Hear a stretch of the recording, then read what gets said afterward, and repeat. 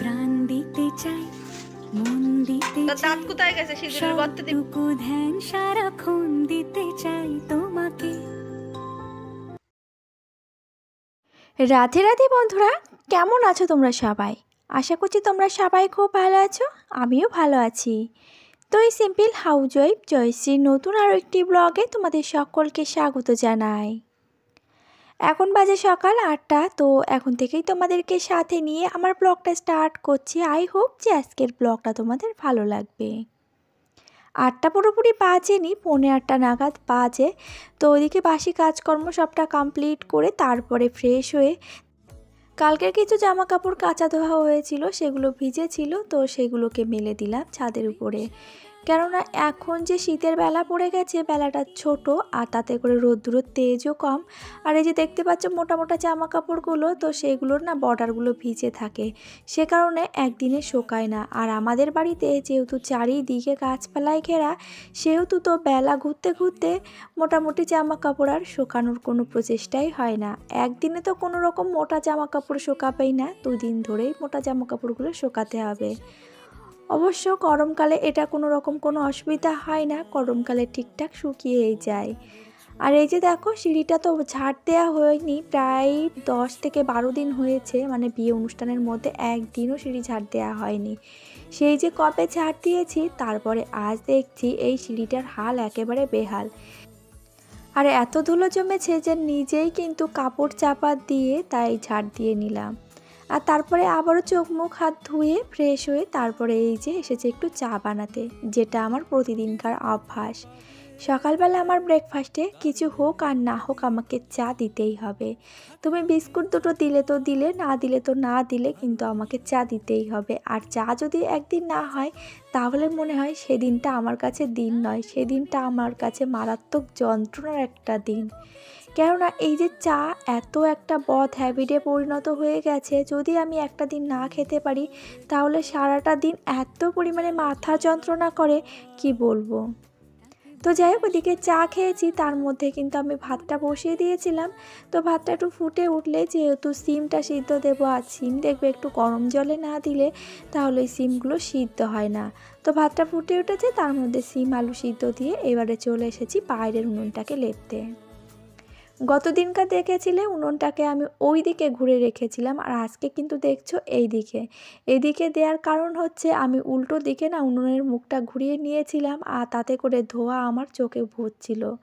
আর তারপরে দেখো, উনুনটাকে কিন্তু এই দিকে ঘুরিয়ে নিয়ে আমি যখন জালটা জ্বালিয়েছি, তারপরে দেখি না ভালোই হচ্ছে, মানে যে হাওয়াটা যখন যাচ্ছে তখন উনুনের ওই মুখটা দিয়েই যাচ্ছে, তাতে করে না ওই যে চোখে মুখে ধোঁয়া যাওয়ার সেটা আর হচ্ছে না।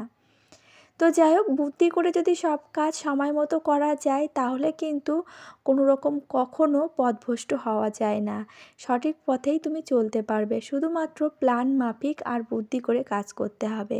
আর ভুল পথে পা বাড়ালে তো তোমাকে ভুলের সংশোধন তো নিজেকেই করতে হবে। আর ভুল তো ভুলই হয়, ভুল মানুষ মাত্রেই করে, ভুল ছাড়া কখনো কিন্তু সঠিক কাজ একবারে হয় না। আর তুমি একটা জিনিস দেখবে, জীবনে যতবারই তুমি ভুল করবে, ততবারই কিন্তু তুমি আরও শক্ত মজবুত আর দৃঢ় হবে। কেননা ভুল থেকেই কিন্তু আমরা সঠিক পথ পেয়ে যাই। আর এদিকে দেখো, পাবদা মাছ নিয়ে এসেছিলো তোমার দাদাভাই, সে ধুয়েও রেখে গেছিলো।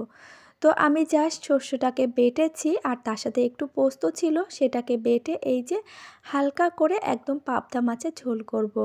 আর এই যে শস্য আর পোস্তটা যেই জাল হয়ে গেছে, এর ভেতরে দিয়ে দিলাম মাছ। তো যাই হোক, এটাতেই একেবারে বেস্ট প্রোডাক্ট বলতে পারো, পাবদা মাছের ঝাল ঝোল রেডি।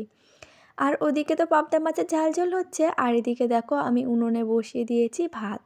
আর ভাতটা না বেশ পুরনো চালের ভাত বলে অনেকটা সময় লাগছে। আর এদিকে তো দিয়েছে ঘেরা তোমার বেড কভারটা দিয়ে, তো তাতে করে ভালোই জাল জ্বলছে। তো ভাতটা কিন্তু ওইদিকে হচ্ছে, আর এইদিকে আমি গ্যাসে মাছের ঝোলটাকে বানিয়ে নিয়েছি।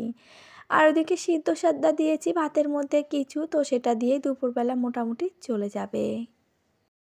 আর আমরা যেহেতু মধ্যবিত্ত পরিবারে থাকি, তো সেক্ষেত্রে না আমরা সকালে কি খাবো, দুপুরে কি খাবো, আর রাত্রে কি খাবো, সেটা কিন্তু আমাদের একেবারে প্ল্যান করেই নিতে হয়। কেননা কোনো রকম প্ল্যান ছাড়া কিন্তু আমরা কখনো চলতে পারি না। আর আমাদের জীবনের প্রতিটা মুহূর্ত কিন্তু একটা লক্ষ্য স্থির রেখে করতে হয়। আর লক্ষ্য যদি তুমি স্থির না রাখো তাহলে কিন্তু সব চেষ্টাই তোমার কাছে বৃথা হয়ে যাবে। মন দিতে চাই সবটুকু ধ্যান সারাক্ষণ দিতে চাই তোমাকে, ও তোমাকে। স্বপ্ন সাজা ঠাকুর ঘরে তো ঠাকুরকে সেবা দিয়ে এসেছি, এবার নিজেদের সেবার পালা। ভগবানকে সেবা না দিয়ে তো আমরা নিজেরা সেবা করতে পারি না। এটা কিন্তু আমাদের এই যে বাঙালি কালচার, যে আগে ভগবানকে সেবা দেব তারপরে গিয়ে নিজেরা সেবা করব। তো যাই হোক, ওইদিকে আমি সকলের জন্য কিন্তু ভাত বেড়ে নিচ্ছি। আর একটা জিনিস তোমরা খেয়াল করেছো, ঠাকুর ঘরে আমি যে ফুলটা দেখালাম জবা ফুল, তো দেখতেই পেলে যে আধা ফোঁটা মতন হয়েছে। তার মানে আমরা যেহেতু গ্রামে থাকি, তো এখানে না ভালোই ঠান্ডা পড়ে গেছে। আর ঠান্ডার কারণে ফুলের কুঁড়িটাও ভাবছে ফুল হয়ে ফুটবো না কুঁড়িভাবে থাকবো। তো যাই হোক, সে যেভাবেই থাকুক না কেন আমাকে তো ঠাকুরের চরণে দিতেই হবে। আর এই যে সকলে খাওয়া দাওয়া কমপ্লিট করে তারপরে বাসন যা ছিল সবটা মেজে ধুয়ে একটু রেস্ট নিয়েছিলাম। আর একটু রেস্ট নিয়ে তারপরে এই যে উঠেছি, প্রায় সন্ধ্যা হব।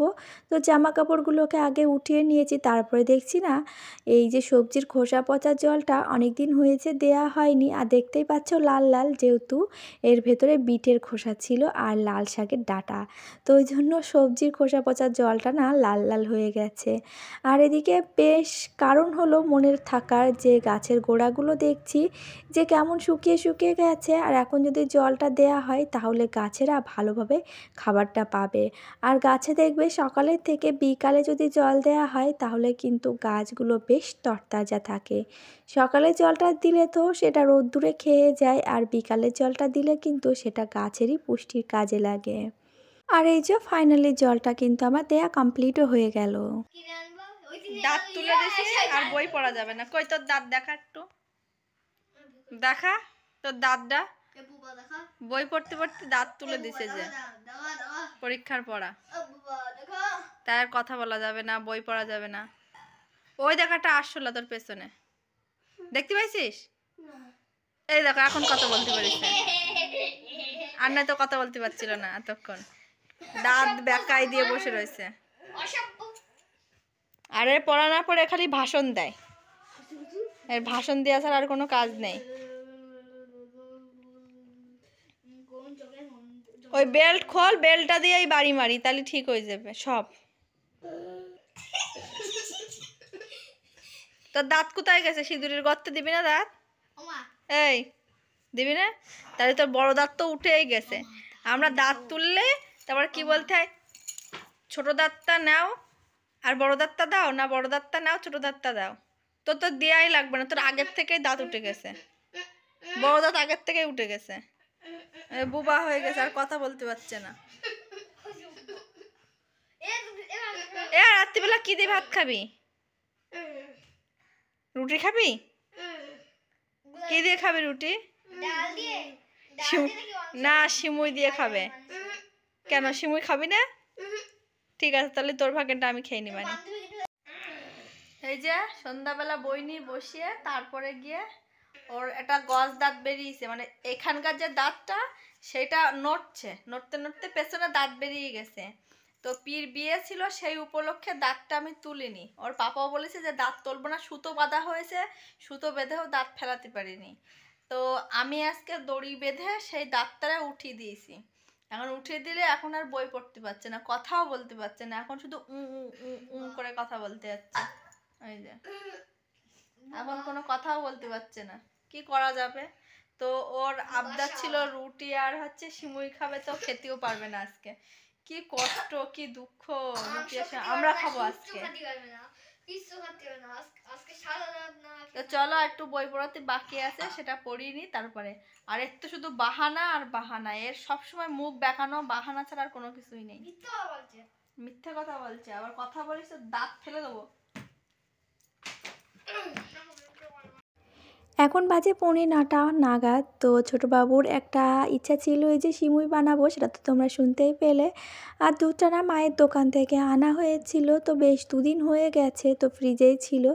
তো ও সেটা দেখেই বলেছে এতটা দুধ রয়েছে, তো আমাকে একটু সিমুই বানিয়ে দাও না প্লিজ, আর তার সাথে দেবে একটু রুটি। তো সেই কারণেই বলতে পারো আজকে দুপুরবেলা মাছের ঝোলটাও আমি শুধুমাত্র একটা দিয়েই রেখেছিলাম, যেহেতু এই যে রাত্রেবেলা রুটি তরকারি করতে হবে, একটু সিমুই করতে হবে। তো তরকারি আর কিছুই করিনি, শুধুমাত্র বেগুন ভাজা করেছিলাম, রুটি আর ওদিকে সিমুই।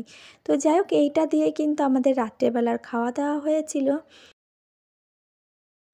তাহলে চলো, প্রতিনিয়ত যে কথাটি বলে থাকি আজও একটিবার বলছি, আমার আজকের ভিডিওটি তোমাদের কেমন লাগলো একটা কমেন্ট করে জানাতে ভুলবে না। আর যদি ভালো লেগে থাকে তো প্লিজ একটা লাইক করে দিও। আর নতুন যদি কোনো বন্ধু আজকে আমার ভিডিওটি এই পর্যন্ত দেখে থাকো, ভিডিওটি দেখে ভালো লাগলে চ্যানেলটিকে সাবস্ক্রাইব করে রাখতে পারো। আর পুরনো বন্ধুরা যারা অলরেডি এই কাজটি করে রেখে দিয়েছো তাদেরকে জানাই অসংখ্য ধন্যবাদ আর অনেক ভালোবাসা। আর শীতের সকাল কিংবা রাত এরকম ফুলকো ফুলকো যদি রুটি হয়ে থাকে তাহলে কিন্তু বেশ জমেই যায়।